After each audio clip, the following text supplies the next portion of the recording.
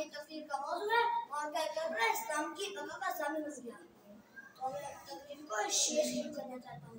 کی وجہ دشمنی کی علی کیوں وسیع بنا, کی وجہ دشمنی کی علی کیوں وسیع بنا, اور اس پر مستنزات کی تجوید فاطمہ. قرآن سے بھی قصیدہ علی کا سنا گیا, قرآن سے بھی قصیدہ علی کا سنا گیا, فرمودہ رسول بھی ان کی مداح ہوا. ایک باعث نات شجاعت علی تھی, ایک باعث نات شجاعت علی تھی, جس نے قریشیوں کی تباہی مچائی تھی. نام سے محفل اس میں کوئی شک نہیں کہ موقع قبرہ اسلام کی بقا کا ضامن ہو گیا. اگر موقع قبرہ نہ ہوتی, امام حسین کی شہادت نہ ہوتی, اور وہی قرآن کی بنیادیں عالم ابو سفیان کی حکومت کے ذریعے منہدم ہو جاتی. اس کی بنیاد اسی کے اوپر تھی. اس کا آغاز حضرت النابیہ نے یہ کہہ کر کیا تھا, غیبت ہاشم غرور کی ولا قبر جاولا بھائی نظر.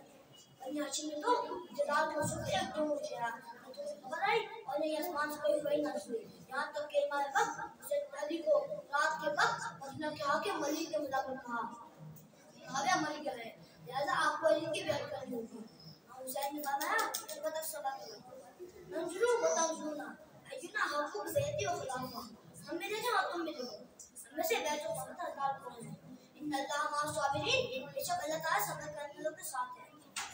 جناب علی اس دن جب راستے میں امام علی کے مقام کے مرتبہ سے ملاقات ہوئی تو اس نے آپ سے فرمایا, اے غالب اللہ آپ اپنے آپ کو لقب بھی کوئی ڈالنے ہیں اور خلیفہ کی بیعت بھی نہیں کرتے, آئیے اور خلیفہ کی بیعت کریں, اپنے آپ کو لقب نہ ڈالیں, مشکلات میں نہ ڈالیں. تو امام حسین نے اس کے جواب میں فرمایا انا للہ و انا الیہ راجعون وعلی الاسلام السلام علیکم بنیت الامہ رحم السیزی.